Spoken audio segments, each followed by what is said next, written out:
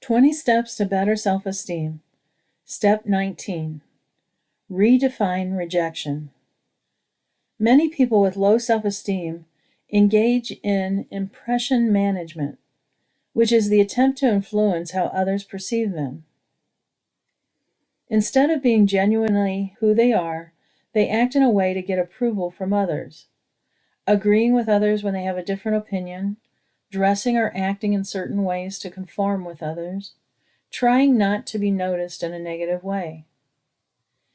Interestingly, even people who appear to not care about approval because they are acting in ways that might give rise to disapproval, if you examine their primary group, their behavior may actually be approval-seeking. I think a good example of this is terrorists or people who belong to violent extremist groups. They are still seeking approval from within their group, even though they may cause harm to others. However, such a behavioral contrast occurs in less dire ways. Teenagers who seek approval from a peer group while rebelling against parents, or people who persecute or mistreat those with different beliefs.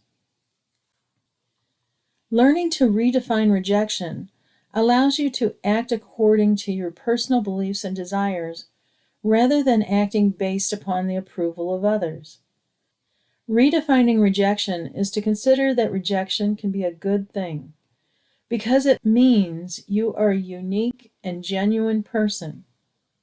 No one can be liked by everyone. If so, you are trying to seek approval. And approval seeking is a trap of mediocrity and invisibility. When I was young, feeling that I had never gotten the approval of my mother, I sought out approval from others. I sought the approval of teachers by being a good student. But then I lied about my grades to friends. Oh, I did okay, because I knew other kids didn't like straight-A students. But as a young adult competing for limited opportunities, I learned that to truly excel, I couldn't hide my capabilities just because some people might not like me.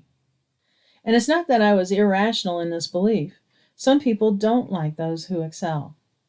However, instead of being distressed about the occasional person who didn't like me, I learned to pat myself on the back and say, "Good. It means you are being genuinely who you are." Some people don't like those who have a different opinion. Some people don't like those who look different. Some people don't like certain personalities. Some people don't like those who live their lives according to a different belief system.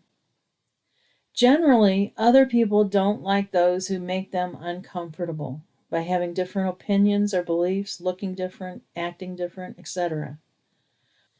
Whatever the reason, you will find that if you are genuinely who you are, somebody won't like you.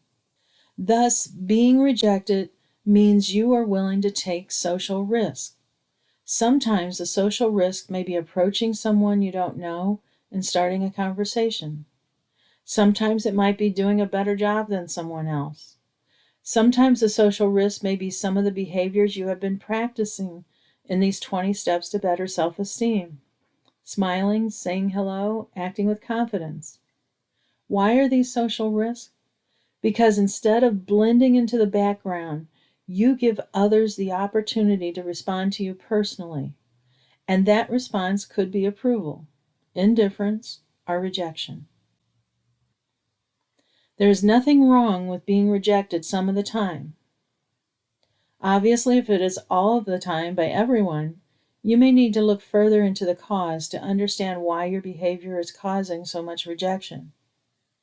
But if you are acting spontaneously and genuinely, sometimes you will be rejected. Usually it is about the other person, or just a lack of fit, or a difference of opinion. That is okay, because we are all unique individuals. You are being genuinely who you are.